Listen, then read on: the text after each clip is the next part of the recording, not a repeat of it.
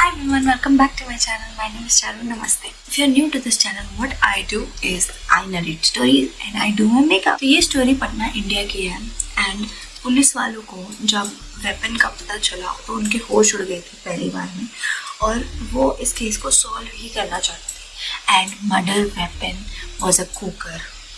Yes, जिसमें हम daily खाना बनाते हैं, वही कुकर. पटना में रहने वाली एक लड़की थी जिसका नाम था शहनाज एंड वो एक काफ़ी वेल टू डू फैमिली से थी. अच्छी सुंदर सी लड़की थी वो. ऐसा नहीं था कि कुछ खराबी हो उसमें. बहुत अच्छी लड़की थी. उसके माँ बाप भी काफ़ी वेल टू डू थे. दे हैड मनी और वो अच्छे से पढ़ाई की थी. उसने अपनी कॉलेज किया था. अब उसके लिए लड़का ढूंढ रहे थे.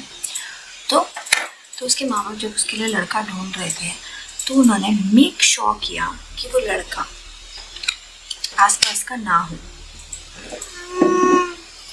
आसपास का क्या, उन्होंने इंडिया तक का लड़का नहीं लिया. उन्होंने दुबई में काम करने वाला लड़का लिया और उसी से उसकी शादी करा दी. तो जो लड़का था उसका नाम था जफ़र.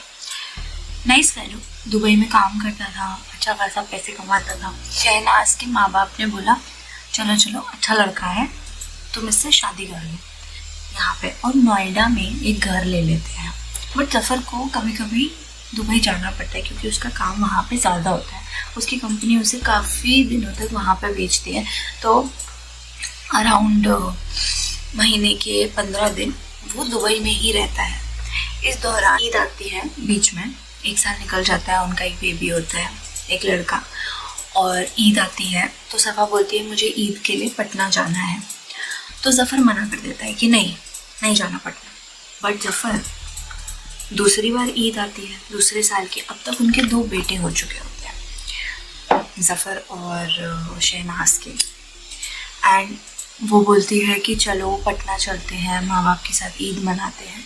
पर जफ़र फिर से मना कर देता है कि नहीं, कोई ज़रूरत नहीं है क्योंकि अभी मेरा काम चल रहा है, मैं नहीं आ सकता हूँ और मुझे दिल्ली से दुबई जाना पड़ता है, तो हम पटना नहीं जा सकते. जब 2 साल हो जाते हैं तो जफ़र बोलता है कि चलो ठीक है, अब तो मैं वापस ही आ रहा हूँ. हम लोग पटना में शिफ्ट हो जाते हैं. तो वहाँ पे वो पटना में पूरा घर वर लेता है एंड वो लोग डिसाइड करते हैं कि तीसरे ईयर की ईद वो अपने घर में ही मनाएंगे, मतलब होम टाउन में, विच इज़ पटना.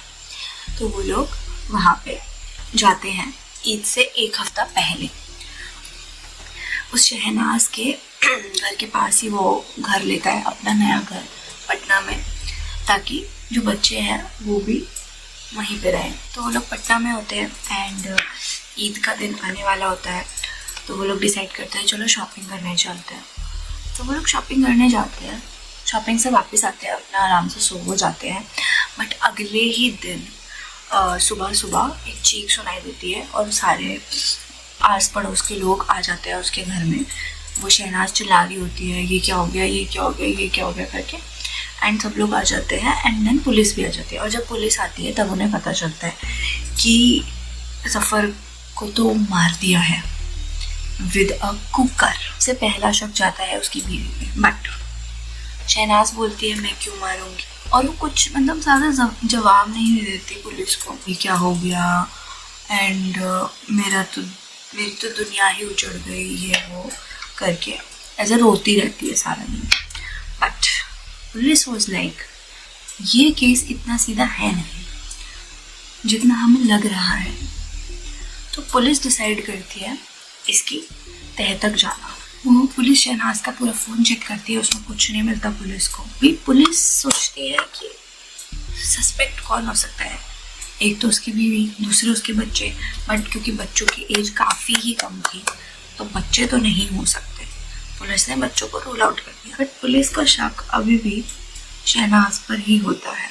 एंड वो बोलते हैं कि शहनाज के बारे में ही पता करके पता चलेगा ये हो क्या रहा है, किसने मर्डर किया. एज पर शहनाज वो बोलती है कि 2 चोर और आए थे और वो चोरी करके ले गए और चोरों की वजह से मेरा पति मर गया और वो मार के चले गए उसको कुकर से, जबकि घर में से कुछ भी चोरी नहीं हुआ होता, सिर्फ नेकलेस गायब होता है. एंड पुलिस शुरू करती है अपना इन्वेस्टिगेशन एंड पुलिस पूरा स्टोरी निकालती है कि शहनाज के माँ बाप ने, क्योंकि वो काफ़ी पैसे वाले हैं, ऐसा नहीं है कि उनको कोई लड़का नहीं मिलेगा आसपास, उन्होंने इंडिया से बाहर वाले लड़के से ही क्यों शादी करी।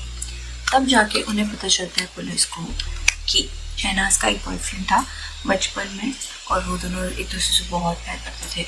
वो शहनाज के माँ बाप के पास गई कि हमारी शादी करा दो, बट शहनाज के माँ बाप ने बोला नहीं, तुम पहले कुछ बनो, कुछ काम करो, कुछ पढ़ाई करो, तब जाके कुछ होगा। तो जो कमल होता है वो वही करता है, खूब पढ़ाई करता है, बट उसका लक उतना साथ नहीं देता, वो उतना मतलब वेल टू डू नहीं हो पाता। But Shehnaz being a rich girl, वो थोड़ी वेल टू डू होती है, बट उसके पेरेंट्स नहीं मानते कि नहीं ये तुम्हें कैसे रखेगा एंड ऑल दैट, एंड उसकी शहनाज की उससे शादी नहीं होने देते।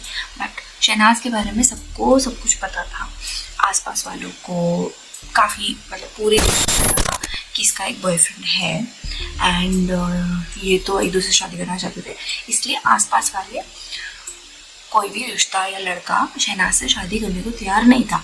इसलिए उसके माँ बाप ने सोचा कि ठीक है, बाहर का कोई लड़के से हम उसकी शादी कराएंगे, उसको तो नहीं पता होगा इतना, एंड ऐसा ही हुआ। आपको याद है ना कि जब वो नोएडा में रहते थे एंड सफ़र जाता रहता था दुबई अपने काम के लिए, तो जो शहनाज है वो अपने बॉयफ्रेंड को बुलाती रहती थी घर पे, और वो मोस्ट ऑफ द टाइम घर में ही रहता था, इतना कि शहनाज और जफ़र का बेटा उसको अब्बू बोलने लगा था, छोटा वाला। बट जो बड़ा बेटा था वो समझ रहा था कि कुछ तो गड़बड़ है, ये सब ठीक नहीं हो रहा है मेरे पापा के साथ जो कि दुबई में काम कर रहे हैं, एंड ये जो आदमी आता है ये मेरा अब्बू नहीं है। जब जफ़र को पता चलता है तो वो वापस आता है दिल्ली, एंड वो क्योंकि वो अपने बच्चों को ऐसा अनाथ नहीं देखना चाहता, और मतलब वो अच्छा होता है आदमी, एंड वो चाहता है कि ठीक है मेरे को शहनाज को एक और मौका देना चाहिए, तो वो ये सब भूल जाती, चलो ठीक है जो हो गया सो हो गया। और वो भी काफ़ी रोती है कि नहीं अब तो ऐसा नहीं होगा कभी भी पक्का शहनाज, और वो बोलती है कि नहीं अब मैं नहीं करूँगी उससे बात। वो जो बोलती है वो करता है, वो पटना में घर भी बनाता है अपनी सारी सेविंग्स यूज़ करके, एंड वो उसको आईफोन भी दिलाता है। चेक करता रहता था उसका फ़ोन, बट ऐसा कोई कॉल लॉग्स नहीं थे उसमें। इस ईद में वो पटना आने का डिसाइड करते हैं कि चलो पटना चलते हैं इस ईद पे। उनका ये प्लान होता है कि तुम इसे मार दो एंड इवेंचुअली हम दोनों शादी कर ही लेंगे कुछ साल बाद, बट इसका मरना ज़रूरी है। तो जिस दिन यू रिमेंबर वो लोग ईद की शॉपिंग करने आते हैं, उसी दिन क्या होता है वो लड़ाई कर लेती है जफ़र से किसी भी छोटी सी बात पे, ताकि वो लिविंग रूम में सोए, बेडरूम में ना सोए। एंड ऐसा ही होता है, वो जफ़र से लड़ाई कर लेती है और वो जफ़र लिविंग रूम में सोता है, बट जबकि वहाँ पे कमल पहले से छुपा हुआ था। रात होती है एंड शहनाज अपने रूम से आती है, उसको बोलती है चलो इसको मारते हैं, तो वो चाकू उठाता है, तो शहनाज उसे मना करती है कि नहीं मैंने देखा है चाकू से मारते हैं तो पकड़े जाते हैं। तो कमल बोलती है तो मैं किससे मारूं, तो वो बोलती है ये लो कुकर, इससे मार दो। कुकर मारता रहता है तब तक मारता है जब तक जफ़र मर नहीं जाता, एंड फिर वो कमल को वहाँ से भगा दे। अब आफ्टर चेकिंग, पहले तो शहनाज ने बोल दिया था मुझे नहीं पता, मेरी तो लाइफ ही खराब हो गया, all that acting she was doing. उसके बाद पुलिस ने जब और ज़्यादा करा कि एग्जैक्टली हुआ क्या है, पुलिस को पता चला सफ़ा के पास आईफोन तो था ही, बट उसके पास एक और फ़ोन था जो कमल ने उसे दिया था, जिस पर वो उससे बात करती थी।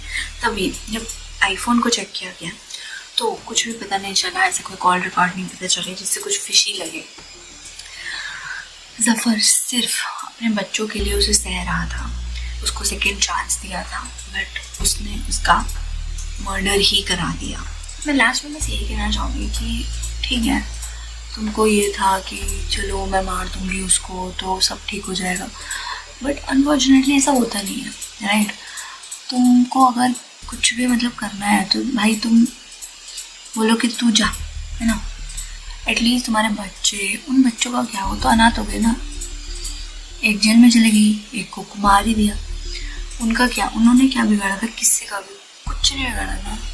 If you're still watching till now, it means a lot. Thank you so much for watching. And और किस चीज़ के बारे में मैं वीडियो बनाऊँ आप नीचे कमेंट कर सकते हैं. And please subscribe and like this video if you like it. Thank you.